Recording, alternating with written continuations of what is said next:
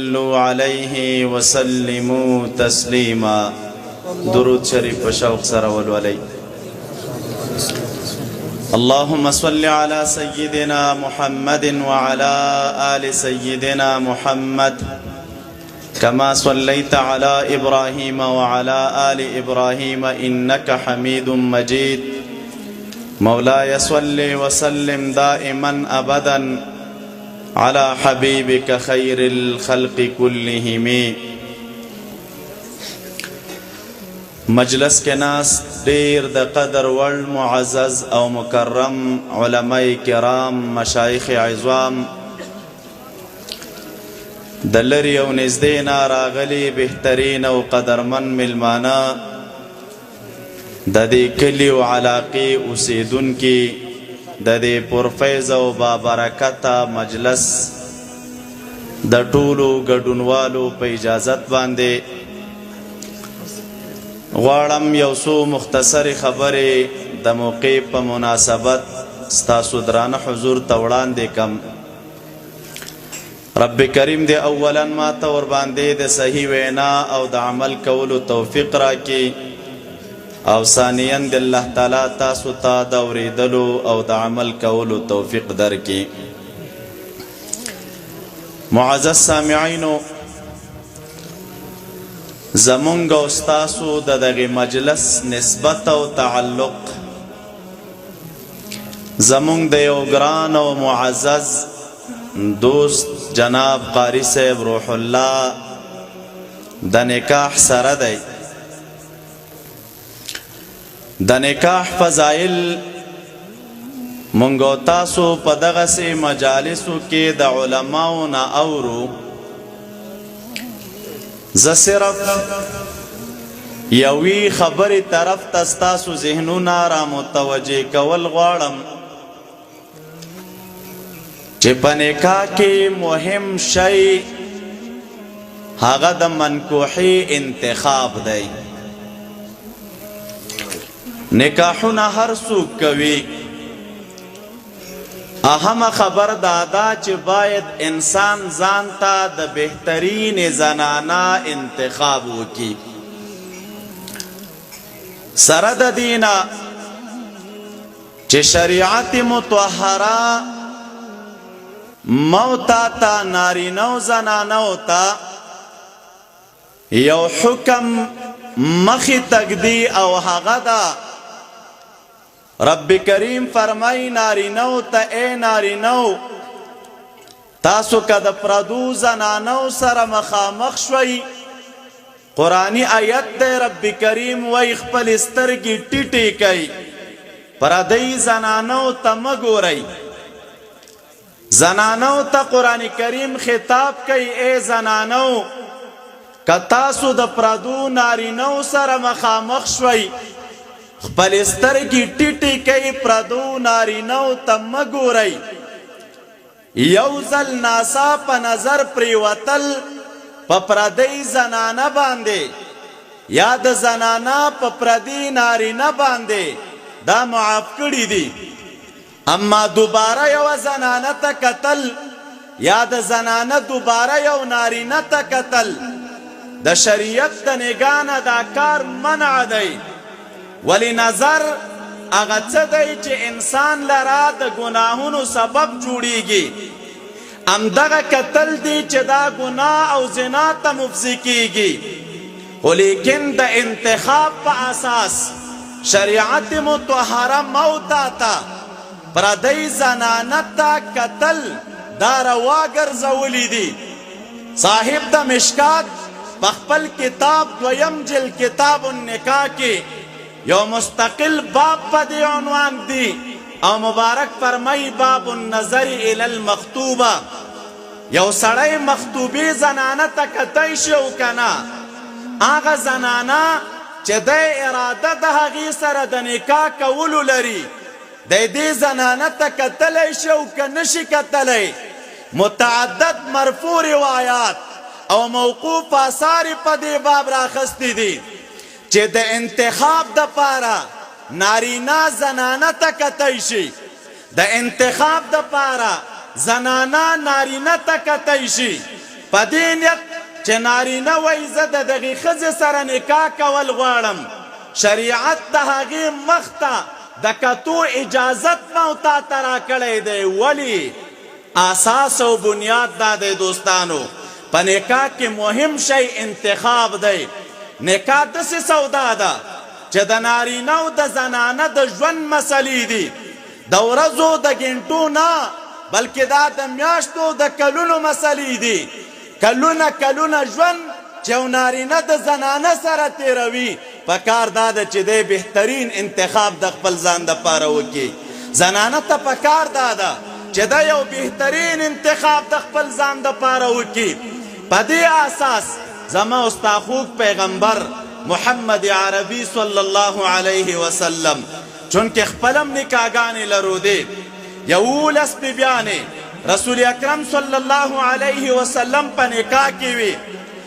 امت مسلمه ته چې د دغې امت سره د محبوب بېکچه محبت او مینه وه، چونکې پیغمبر زما او ستا خپله نکاح کوونکی انسان و. پیغمبر زما او ستا هغه څوک و چې متعدد نکاحګانې کړې وې.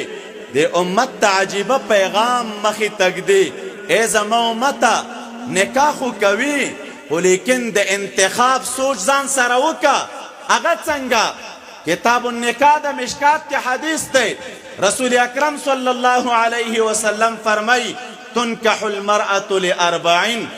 محبوب فرمای د یوې ښځې سره چې عادتا نکاح کولی شي، دا د 4 خویونو د وجې نه خلک 4 خویونو ته ګوري، د هغې خویونو په وجه د یوې ښځې سره نکاح کوي. کله یو انسان د زنانه مالدارۍ ته ګوري، د مالدارۍ د وجې نه ورسره نکاح کوي. کله یو انسان د زنانه جمال او ښایست ته ګوري، د ښایست د وجې نه ورسره نکاح کوي. کله یو انسان د زنانه حسب ته ګوري، د حسب د وجې نه ورسره نکاح کوي. او کله یو انسان د زنانه دیانت او دیندارۍ ته ګوري، د دیندارۍ د وجې نه ورسره نکاح کوي. محمد عربي صلی الله علیه وسلم د خپل امت ته وایي ای زما امتي تربت یداکه فاذکر بذات الدین، لاسونه دې په خاورو باندې شه. ګوره د دغې 4 خویونو د وجې نه یو انسان د زنانه سره نکاح کوي، خو پام کوه انتخاب کې خطا نشي. چرته ظاهري حسن ته تنها ونه ګورې، مال ته تنها ونه ګورې، حسب ته تنها ونه ګورې. ای زما امتي کامیابي ځان ته په یوه دینداره زنانه حاصله که. معنا دا ده که چرته نکاح ته کوي نو بهترین انتخاب ستا دپاره دا دی چې د یوې دینداره زنانه سره نکاح وکړه. معزز سامعینو، محبوب امت ته پیغام پرېږدي نکاح د دینداره زنانه سره وکړه. راز دی کې څه شی وه؟ دینداري یو بهترین صفت دی. که یو څوک د یوې زنانه سره د دیندارۍ د صفت د وجې نه نکاح کوي، دا بهترین انتخاب دی. وجه څه وه؟ زما او ستا پیغمبر نکاحګانې کړې وې، سره د دې نه چې د نبي علیه السلام ټولې بیبیانې د رسول اکرم صلی الله علیه وسلم جوړې وې. رب کریم قرآن عظیم الشان کې فرمایي وازواجه امهاتکم، اے مومنانو د رسول اکرم صلی الله علیه وسلم بیبیانې دا ستاسو میندې دي. علما تشریف فرما دي په عربیت کې کله ښځې ته زوجه ویلی کېږي، کله تېنه تعبیر د ښځو نه په نسا سره کېږي، کله تېنه تعبیر په امرأې سره کېږي. خو مفسرین کرام لیکي کله چې یو نسبت یا تعبیر د زنانه نه دا د زوجې په کلمې سره وشي، وی اکثرا په دې ځای کې موافقت دینی مراد وي. یعنی زوجه هغه ښځې ته ویلی کېږي چې کومه ښځه د خاوند جوړه وي. جوړه دا معنا چې د هغه سره مناسبه وي. د رسول اکرم صلی الله علیه وسلم د بیبیانو نه رب کریم تعبیر په ازواجو سره کوي. الله تعالی فرمای وازواجه امهاتکم. مفسرین کرام لیکي معلومیږي دا چې د رسول اکرم صلی الله علیه وسلم ټولې بیبیانې د نبی علیه السلام جوړې وي. الله تعالی چې د نبی علیه السلام د نکاح دپاره د هغوی انتخاب کړی وه. دا لیاقت او استعداد پکې و چې الله تعالی د نبي علیه السلام بیبیانې ګرځولې، خو لیکن تجربه ورته حاصله وه. رسول اکرم صلی الله علیه وسلم امت ته ځکه وایي ای امتي د دینداره زنانه سره نکاح وکړه. معزز سامعینو، یو دوه نمونې درته وایم. چا د دینداره زنانه انتخاب کړی، د هغې څومره بهترینې پایلې وي. چا دیانت او دیندارۍ ته نه وي کتلي، د هغې څومره بدترینې پایلې وي. د دیندارۍ یوه نمونه د رسول اکرم صلی الله علیه وسلم په بیبیانو کې که موږ او تاسې سوچ وکړو، د نبي علیه السلام اولنۍ بیبي چې نبي علیه السلام ورسره نکاح کړې وه هغه ام المؤمنین خدیجة الکبرا رضی الله تعالی عنها وه. امام بخاری باب لګولی، باب کیف کان بدء الوحی الى رسول الله صلی الله علیه وسلم. د دغې ترجمې په ضمن کې د ابتدا د وحی قصه ذکر کوي چې نبی علیہ السلام ته د وحی ابتدا څنګه وشوه. خو په هغې کې د مبارک فرمایي چې په دې دوران کې د نبی علیہ السلام په نکاح کې ام المؤمنین خدیجه رضی الله تعالی عنها وه. خدیجه بیبي څوک وه؟ دا یوه مالداره زنانه وه، تاجره وه، غلامان یې لرودل، تجارت دپاره به یې قافلې نورو ملکونو ته تللې. و چې کله رسول اکرم صلی الله علیه وسلم په یوه قافله کې د دې خلکو سره لاړه او میسره نومې غلام دوباره راغی، خدیجې رضی الله تعالی عنها ته د نبي علیه السلام اوصاف بیان کړل. څه بهترینه هستي مونږ سره تللې وه، کمالات د نبی علیه السلام ورته ذکر کړل. بالآخره رسول اکرم صلی الله علیه وسلم د خدیجې رضی الله تعالی عنها سره نکاح وکړله. عمر یې تېنه ډېر وه، د نبی علیه السلام عمر 15 کاله و په دې موده کې، او د خدیجې رضی الله عنها عمر 40 کاله و په دې موده کې. 40 کلنې زنانه سره 25 کلن نوجوان او ځوان نکاح تړي، او داسې نوجوان او ځوان چې رب کریم د لسګونو انسانانو طاقت ورکړی دی، نکاح یې ورسره وتړله. خو چې کله سلسله د دعوت شروع شوه، وحی راغله رسول اکرم صلی الله علیه وسلم ته د وحی عجیبه منظر وه. نبی علیہ السلام غار کې ناست دی. امام بخاری رحمت الله علیه وی نبی علیہ السلام به د کوره ته غار حرا کې به کېناسته او عبادت به یې کو. هلته ځان سره به یې توخه وړله. محدثین لیکي کله به یې میاشت تېروله، کله به یې 40 ورځې تېرولې. د میاشت او د 40 ورځو موده به دا توخه به نبی علیہ السلام ځان سره غار ته وړه. یو ورځ د ورځو نه راځي جبریل علیہ السلام رسول اکرم صلی الله علیه وسلم ته راغی. نبی علیہ السلام ته فرمایي اقرأ محبوبه ولوله. نبی علیہ السلام جواب ورکوي ما انا بقارئ، زه لوستونکی نه یم. کله چې نبی علیہ السلام وایي زه لوستونکی نه یم، شارحین د حدیثو مختلف تعبیرات دې ذکر کوي چې ما انا بقارئ کې ما نافیه ده او که ما استفهامیه ده. علا کلا التقدیرین، دواړه تقدیره صحیح دي. څوک ما استفهامیه یادوي، څوک ما نافیه یادوي. خو رسول اکرم صلی الله علیه وسلم ورته وایي زه لوستونکی نه یم. د حدیث مبارک الفاظ دا دي. نبی علیہ السلام فرمایي زه جبریل علیہ السلام ونیولم، فغطني ځان ته رانږدې کړم، زور یې راته راکه، دومره اندازه زور یې راکه چې نبی علیہ السلام وایي تکلیف راته راورسېده. بیا یې خوشې کړم. مبارک بیا راته وایي اقرأ. نبی علیہ السلام جواب ورکوي ما انا بقارئ، زه لوستونکی نه یم. په دریم ځل نبی علیہ السلام فرمایي بیا یې ونیولم، بیا یې راته زور راکه، بیا یې راته وفرمیل اقرأ بسم ربک الذي خلق. چې کله دا آیتونه 15 د سورې علق رسول اکرم صلی الله علیه وسلم ته ولوستلی شول، جبریل علیہ السلام واپس لاړه.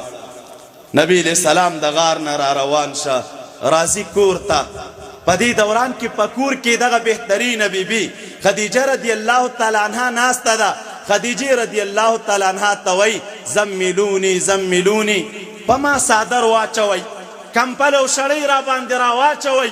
حدیث مبارک کې راځي نبی علیہ السلام باندې صادر واچو. څه موده بعد رسول اکرم صلی الله علیه وسلم خپل سر مبارک را پورته کا، خپلې بیبي ته واقعه بیانوي. ای خدیجې، غار کې ناستم، یو انسان راته راغی، ما ته دا آیتونه ولوستل. محبوب په داسې حالت کې کور ته راغی چې وجود مبارک یې په لړزه باندې وه. داسې حالت کې کور ته راغی چې د اوږو ترمنځ غوښې خوځېدل او حرکت یې کو. داسې انداز کې کور ته راغی چې یا د مبارک زړه په حرکت باندې و او په خوځېدو باندې و. خدیجې رضی الله عنها ته چې واقعه بیان کړه چې داسې عجیبې صحنې سره مخ شوم، ته د دیندارۍ اثر ته ګوره. مبارکه مخ راتاوی، محبوب ته فرمای لا یخزیک الله ابدا. یا رسول الله، الہ العالمین همیشه د پاره اسکله به تا ونه شرموي. وجه څه شی ده؟ انک لتصل الرحمه، تا کې خو ډېر بهترین خویونه پراته دي. په دغې خویونو مبارکه بیبي استدلال کوي. یو خوی در کې دا دی، رشته دارانو سره رشتې پالي، مسکینانو غریبانانو سره احسان کوي، ښېګڼې ورسره کوي، خلکو ته چې دی اسباب د رزق برابروي. ډېرې خوبۍ د نبي علیه السلام ذکر کړلې. مبارکه بیبي ناسته د خپل خاوند ته تسلي ورکوي، وایي خفه کېږه ما، رب کریم دې هېڅکله هم نه شرموي، ډېر ښایسته اوصاف درکې دي، خو باوجود د هغې بیا م ورته وایي شرموي دې رب کریم نه. خو راځه، ورقه ابن نوفل موجود وه، د خدیجې رضی الله عنها په نسب کې راته. مبارکه بیبي ورته وایي راځه ورقه ابن نوفل ته به لاړ شو. مبارک ځان سره راوست، خو چې کله د ورقه ابن نوفل څنګ ته رسیږي، هوښیارۍ ته ګوره، زیرکتیا او دیندارۍ ته ګوره. ام المؤمنین خدیجه رضی الله عنها ورقه ابن نوفل ته وایي ای زما د تره زویه، اسمع من ابن اخیک، لږ دا د ورور د وراره وینا دې واوره چې دی څه شی وایي درته، څه خبره کوي درته. مبارک ته وایي څه چل وه. شروع شو واقعه یې ورته ذکر کړله، څه په غار کې تېرو، ټوله قصه یې ورته وکړله. ورقه مخ راتاو که. رسول اکرم صلی الله علیه وسلم ته وایي یا رسول الله، وی دا هغه ناموس و چې کوم ناموس به موسی علیه السلام ته راته. خفه کېږه ما، د رب کریم برحق نبی، خو د خولې نه څه الفاظ وځي کاش چې هغه وخت زه حیات یم، چې کم دوران کې تا خپل کلیوال د خپل کلي نه باسي، نو دې دوران کې به مې ډېر زیات کومک در سره کړی وی، مضبوط او قوي کومک به مې در سره کړی وی. محبوب مخ راتاو که. ورقه ته وایي او مخرجیه، ای ورقه ما به خپل کلیوال د خپل کلي نه باسي. ورقه ورته وایي نعم، او تا به خپل کلیوال د کلي نه باسي. وجه دا ده وایي ستا په شان هر چا چې په دغسې پیغام راتګ کړی دی، هغه ته د الله په لار کې تکلیف میلاو شوی. کلیوالو د کلي نه ویستلی، تا نه مخکې پیغمبران تیر دي، هغې کلیوالو د کلي نه ویستلي وه. دا تکلیف به تا ته هم را رسیږي. محدثین دا حدیث مبارک په خپلو کتابونو کې را ذکر کوي. د دیرشو نه بره مسائل د دغه حدیث مبارک نه فقها او علما او مجتهدینو استنباط کړي. خو یوه بهترینه مسله چې علما یې ترنه را استنباط کوي هغه دا ده، وایي ته وګوره هر چا چې د بهترین زنانه د نکاح انتخاب وکړه، بهترین زنانه د انسان سره ښه معینه وي، بهترین زنانه د انسان ښه مشاوره وي، بهترین زنانه د انسان د کور ژوند برابروي، بهترین زنانه د انسان اخلاق ښایسته کوي، بهترین زنانه د انسان د اولاد تربیت په ښایسته انداز کوي، او بهترین زنانه هغه څوک ده چې خپل اولاد ته د دین اسلام د دفاع او د خپل ملک او د ملت او د ولس د حریم دفاع درس ورکوي او په همدې طریقه باندې روزي. ځکه رسول اکرم صلی الله علیه وسلم فرمای ای زما امتي لاسونه دې په خاورو شه، په دیندار زنانه ځان ته کامیابي حاصله که. معزز سامعینو، همدغه خدیجه رضی الله عنها وه چې کله سلسله د دعوت شروع شوه، د دې نه بعد تقریبا 3 کاله زمانه د فترت د وحی وه، 3 کاله بعد بیا وحی راغلله. خو چې کله نبی علیه السلام پیغام شروع که، یو کس مسلمانانېده. په مشرانو کې ابوبکر صدیق رضی الله عنه ایمان راوړه، په نوجوانانو کې ماشومانو کې علی رضی الله عنه ایمان راوړه، زنانو کې خدیجه رضی الله عنها خو اصل مؤمنه وه، غلامانو کې زید رضی الله عنه ایمان راوړه. دا پیغام د محبوب چې مکې مکرمې کې خوریده، کړۍ ور باندې راتنګېده. تعلقات ورسره کمیدل، تکلیفونو لړۍ سوا کېدله، مشکلات ډېرېدل رسول اکرم صلی الله علیه وسلم ته. آخر دا چې مبارک مجبوره کړی شه په دې باندې خپل کور یې پرېښود، خپله علاقه یې پرېښودله، د خپل کور نه ځي څه د پاسه تقریبا یا څه کم 2 کاله موده په شعوب ابي طالب کې تېروي. الله تعالی مو وروله په شوق سره امین ووایي سره زما. شعوب ابي طالب د مینا تر څنګ یو ځای دی. تاسو کې که څوک تللي یاستئ حرمینو کې اونې نشته، دا کمې اونې چې مونږ او تاسو ته یا ګلان یا د عامې ونې په نظر راځي، هغې ته هم خاوره د بل ځای نه راوړې ده، هغه ځای کاڼی دی. عامه ونه چې په دشتو کې ده دا د کیکر اونې دي، زیړ زیړ ګلان کوي، وړې وړې پاڼې لري، ازغي لري. رسول اکرم صلی الله علیه وسلم کلی نه اوت، مبارک لاړ شعوب ابي طالب کې دیره شه. صحابه کرام و مورخین د محبوب د خولې نه لیکي چې په دغې موده کې چې 2 کاله څه کم یا څه د پاسه نبی علیه السلام هلته تېروي. په دغې کلونو موده کې رسول اکرم صلی الله علیه وسلم فرمایي زمونږ ډېری ګزاره دا د اونې په اوچو پاڼو باندې وه. نعره تکبیر، نعره تکبیر. تلميذ الرشيد للشيخ غلام حضرت غلام الشيخ ابو عمار عبد الحق الحنفي. معزز سامعینو، ډېری ګزاره مو وی په سرمنو وه، سرمنې به مو اوخوټ کولې، د هغې اوبه به مو څکلې، هغه به مو خوړلې، خوراک نه میلاوېده، څکاک نه میلاوېده. شارحین د حدیثو لیکي د خدیجې رضی الله عنها د وفات لامل همدغه ټکی وه چې ولږې او تندې په شعوب ابي طالب کې د رسول اکرم صلی الله علیه وسلم سره تېرې کړلې. راځه لامل ته ګوره، هغه تاجره زنانه چې متعدد غلامان د هغې د قافلې سره روان دي نورو ملکونو ته، د خدیجې رضی الله عنها مال وړي، تاجره ده، شهرت لري، خو یو دور داسې راځي چې بیا ډوډۍ نه پیدا کوي چې ویې خوري، یو دور داسې راځي چې بهترین لباس نه پیدا کوي چې ویې غوندي، یو دور داسې راځي چې په مړه خېټه باندې ژوند نشي کولی. یو تاریخ به هم دا اونه وی چې دې زنانه چېرته نبي علیه السلام ته مخ راتاو کړی چې یا رسول الله دا حال په ما باندې ستا د وجې، زه خو تاجره زنانه وم، غلامان مې لرودل، مال مې لروده، دولت مې لروده، نن لږې ته حالت کې ناسته یم، تندې حالت کې ناسته یم، خوراک سکاک نشته او بهترین لباس نشته. نه، و تاجره زنانه وخت د نبي علیه السلام سره په ولږه تېروي، و تاجره زنانه وخت په تندې تېروي، و تاجره زنانه اما بیا بهترین لباس نه مونده کوي، خو باوجود د دې په دې ټولو شدایدو باندې صبر کوي د رسول اکرم صلی الله علیه وسلم سره. نو ځکه رسول اکرم صلی الله علیه وسلم فرمای د دیندار زنانه سره نکاح که دا د دیندارۍ ثمره وه، محبوب ته ډېره ګرانه وه. عایشه رضی الله عنها فرمای د ترمذي حدیث دی، وی په یوې بیبي د نبي علیه السلام هم ما ته ډېر غیرت نه دی راغلی لکه څومره غیرت چې به ما ته په خدیجې رضی الله عنها راته.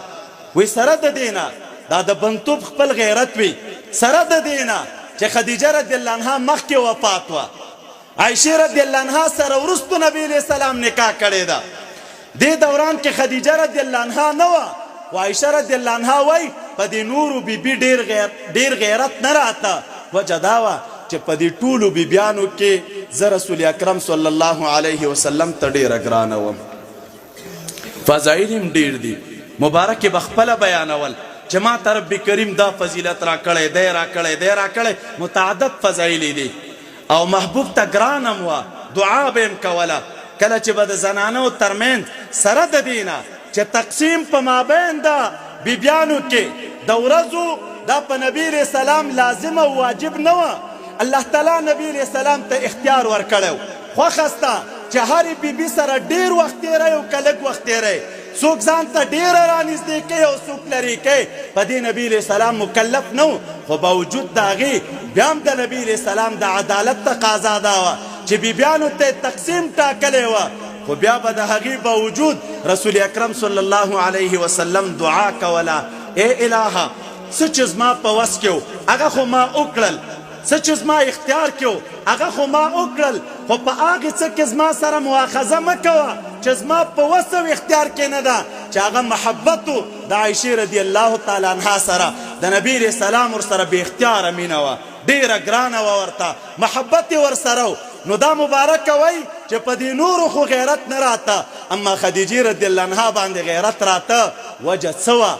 وی لامل دو کله چې به وروستو هم د هغې د وفات نه نبي علیه السلام کله په کور کې څاروی ذبحه که، مال به یې ذبحه که، بیا به یې د بیبیانو حصې جدا کړلې، د نورو کسانو حصې به یې جدا کړلې، و یوه حصه به یې بیله کړله او او به یې ویلې چې دا حصه د حضرت خدیجې رضی الله تعالی عنها د ملګرو کور ته یوسئ. د هغې د وفات نه بعد نبي علیه السلام د هغې د ملګرو برخه کوله چې دا د خدیجې رضی الله عنها ملګرې وي، دا برخه د هغې کور ته ویسئ. عایشه رضی الله عنها وای دې صحنې ته چې به ما کتل غیرت به ډېر راغی، په دې معنا چې ته وګوره چې دا نبي علیه السلام ته څومره ګرانه وه، نن دغه دی موجوده نه ده، وفات ده او نبي علیه السلام یې بیا هم د ملګرو برخه کوي. دا بهترینه زنانه چې محبوب ته ګرانه وه، عزت یې لرو ده، شرافت یې لرو ده، او دومره شداید او سختۍ د رسول اکرم صلی الله علیه وسلم سره برداشت کړي. بنیادي لامل څه شی و؟ لامل ده چې دینداره وه، د دیندارۍ آثار پکې و. نبي علیه السلام موتا ته هم د دیندارۍ طرف ته ترغیب راکوي. د نبي علیه السلام مشره بیبي وه، کشره بیبي د نبي علیه السلام حضرت عایشه رضی الله تعالی عنها وه. علماو خپل منځ کې لیکلي چې د نبي علیه السلام د نورو بیبیانو نه دا دو بیبیانې خو افضلې دي، خو په دغې دو کې افضلې څوک وي؟ څوک د خدیجې رضی الله عنها افضلیت ذکر کوي، څوک د عایشې رضی الله عنها افضلیت ذکر کوي.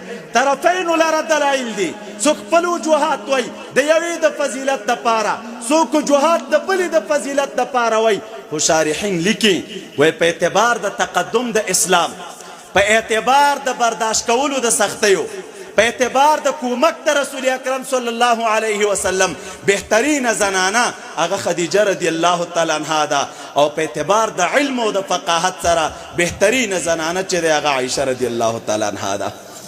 دا فقیه زنانه وه، عالمه وه، صحابه کرامو به مسایلو کې ورته رجوع کوله، تابعینو به مسایلو کې ورته رجوع کوله، د صحابو به خپل منځ کې مشکل را پیښ شه د عایشې رضی الله عنها نه به یې پوښتنه کوله. به هر تقدیر دوستانو کمال په دې کې دی چې سړی د دینداره زنانه انتخاب د خپل ځان دپاره وکړي. نو که ته وایې چې دا د پیغمبر بیبیانې وي هسې به هم غوره وي. راځئ دوستانو یوه نمونه درته د یوې صحابیې زنانه وایم. تاسو د انس رضی الله عنه نوم بار بار اورئ. انس رضی الله تعالی عنه د رسول اکرم صلی الله علیه وسلم یو کشر صحابي دی. د صحابه کرامو په منځ کې شهرت په خادم رسول الله صلی الله علیه وسلم لري. لس کاله د رسول اکرم صلی الله علیه وسلم خدمت کړو. لس کاله مدینه منورې ته چې رسول اکرم صلی الله علیه وسلم لاړه، ام سلیم رضی الله عنها د مور وه. دی مور د خپل بچی راوست، وړوکی ماشوم و. نبی علیه السلام ته فرمایي د الله نبي دا به د خدمت کوي. سره د دې نه چې دی د نبي علیه السلام د خدمت نه و، ځکه عمر یې ډېر کم و، خو د نبي علیه السلام دومره شفقت او مهرباني په خپل امت وه، د چا محبت یې نه کنډمو. ورته وی ویل ټیک ده دا به زما خادم وي. انس رضی الله عنه فرمایي لس کاله مې بیا د نبي علیه السلام خدمت وکړه. د دې انس رضی الله عنه مور ده ام سلیم رضی الله عنها نومیږي. ډیره یو مینه صحابیه وه په رسول اکرم صلی الله علیه وسلم باندې. امام مسلم یو حدیث راخستی صحیح مسلم کې، تاسو به شاید اوریدلی د علماو د خولې نه. محبت او عقیدت د رسول اکرم صلی الله علیه وسلم سره دومره بېکچه و، نبی علیه السلام به کله ناکله د دې مبارکې بیبي کور ته تا د آرام دپاره. امام مسلم حدیث راخستی، یو ورځ دا په کور کې نه وه، نبی علیه السلام راغی د دې په کور کې د آرام اراده ولروده، مبارک ډډه ووهله. چا ورته بیرون ویلي و ام سلیم ته بیرون ګرځېږي او ستا په کور کې نن نبی علیه السلام میلمه دی.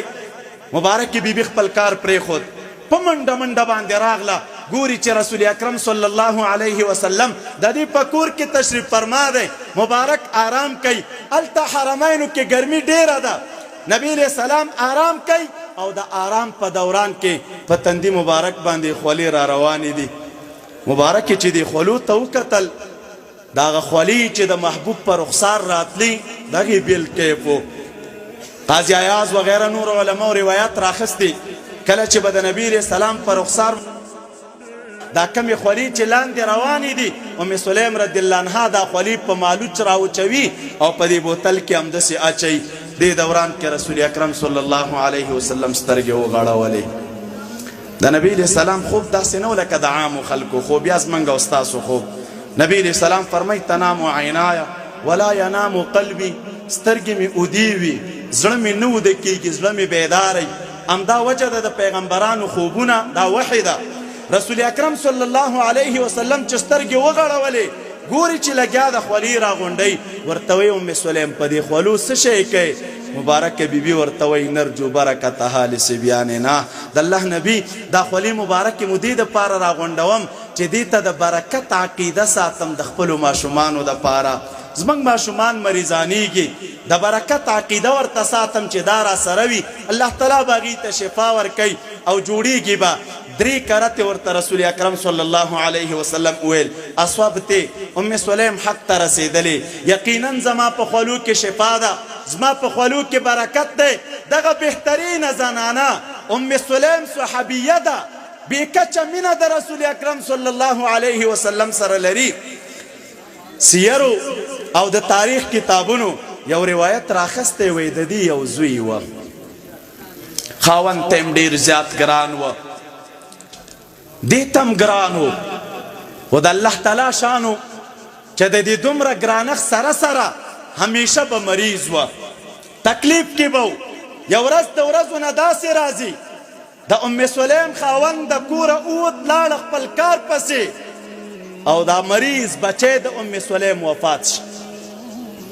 چې کله وفات شي ابن کثیر لیکلي د وفات کېدو نه بعد مبارکه بیبي کېناسته ځان سره سوچ کوي زما خو خاوند نشته، تللی د مزدورۍ پسې واپس به دلته راځي، اوس که دی ماښام کور ته راشي او زه ورته د بچي د غم خبر ورکم چې بچی دی وفات شوی، نو دا ورځ شپه خو اسم په ما باندې په غم تېرېږي، په ده باندې به هم په غم تېره شي. راځه دا حل خاوند ته مه وایه. حدیث مبارک کې راځي دا مبارکه بیبي ښایسته لباس یې واغوست، د نورو ورځو په نسبت ډېر ډول او سنګار یې وکړه. کله چې ماښام بچی خاوند کور ته راغی، بچی چې نورو ورځو کې کوم ځای کې به یې اچولی و په همدې ورځ هم همغه ځای کې واچوه. خاوند چې کور ته راغی ورته وایي زنانه ماشوم څنګه دی؟ دروغ هم ورته نه وایي، رښتیا خبره ورته کوي، خو اما تعبیر هغه ترې جدا خلي او د دې مقصد جدا دی. خاوند ته وایي خاوند د ماشوم اوس غلی دی، داسې ورته نه وایي چې وفات دی. د دې په مخ کې او د دې په وجود کې هم دغه آثار نه ښکارېږي، د خفګان آثار نه ښکارېږي. د نورو ورځو په نسبت په دغې ورځې ډول او ښکلا او سینګار هم ډېر کړی دی. خاوند په ذهن کې دا خبر پرېوته چې ماشوم ګنې تکلیف قرار دی، غلی دی، او د دې خبره هم درسته و، رښتیا غلی و، سا پکې نه وه. ډېره په خوشحالۍ ډکه شپه یې تېره کړله. کله چې سبا شو دا ښځه د خاوند مخې ته کینې، ورته خاوند یو خبره درته کوم، وایي که تا سره چا یو امانت یخی وي، څه موده بعد دا کس راشي او د تا نه دا امانت واخلي، درنه یې وغواړي چې زما امانت راکه، وایي دا امانت به تا هغې سړي ته ورکړي که ور به یې نه کړې؟ وایي ورکوم یې. وایي دا امانت چې ورکوې خفه به یې که خوشحال به یې؟ وایي خوشحال به یم. نو مخې راتاو که ورته وایي ما و تا ته چې رب کریم کوم امانت را کړی و هغې رانه پرون اخیستی دی، خو خبر مې ځکه نه کړې، ما خو اسم درد لیدلی و، ته ماښام ناوخته راغلی، فکر مې وکړه چې زما خاوند ستړی ستومانه کور ته راشي او د بچي د وفات زیری م ورباندې وکم، نو زه خو اسم دردمنه وم، ومې کتل چې راځه خاوند مه درمن کوه، سبا به ورته حل ووایي. خاوند چې د دې خپلې بیبي حالت ته وکتل، بچی خپلې دفن که، د رسول اکرم صلی الله علیه وسلم دربار ته لاړ. خاوند ورته قصه بیانوي، یا رسول الله پرون مې زوی وفات و، دا ټوله قصه ورته بیان کړه، د خوشحالۍ نه ډکه شپه مو تېره کړله. نبی علیہ السلام ورته دعا کوي د برکت. حدیث مبارک کې راځي هغه دعا د نبی علیہ السلام د دوی په حق کې الله تعالی قبول کړله وې د دې زنانه چې وروسته څومره اولاد شوی دی هغه ټول اولاد په خیر او په فضل او په بهترۍ باندې د صحابو په منځ کې شهرت لرو. سبحان الله.